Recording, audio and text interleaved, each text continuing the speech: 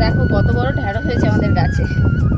তো মা এসছে, মা তো তরকারি রান্না করে প্রত্যেকদিন মায়ের বাড়ি থেকে নিয়ে আসি, তাই এখানে সবজি হয়েছে, সবজি কাটছি।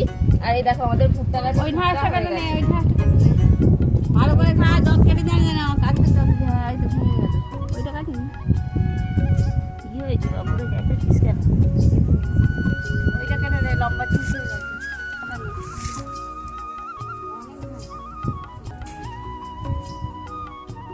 অনেকদিন ঢেঁড়স কাটা হয়নি, সেই জন্য অনেকগুলো হয়েছে। আজকে এইটাই প্রথম নাকি?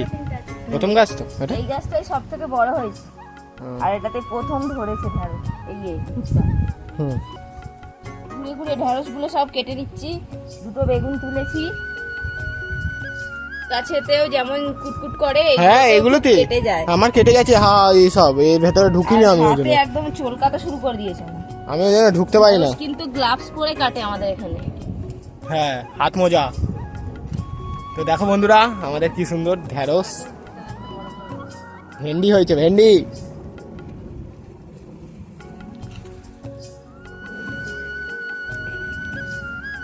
তো এরকম গ্রামে থাকলে এরকম ধরনের শাকসবজি চাষ করে নিজের হাতে তুলতে পারবে তোমরা।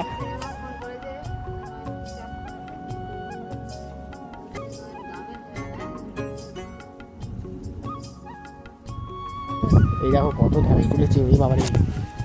হ্যাঁ গো, তুমি তো বাজারেই যাও না গো, এইসব এইসব হ্যাঁ এইরকম ধরনের তুমি এত তুলেছো। দেখো বন্ধুরা, এ বাবা,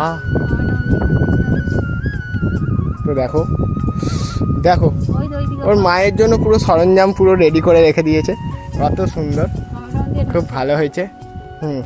অনেক টমেটো হয়েছে, বাইরেও টমেটো চলে গেছে অনেক। তুমি সব তুলে নেবে আজকে?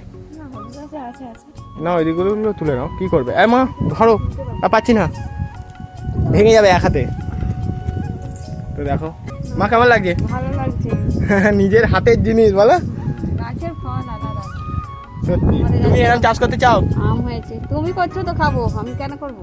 ও বাবা, সেইটাই। আজকের মতো সমস্ত সবজি তোলা হয়ে গেল।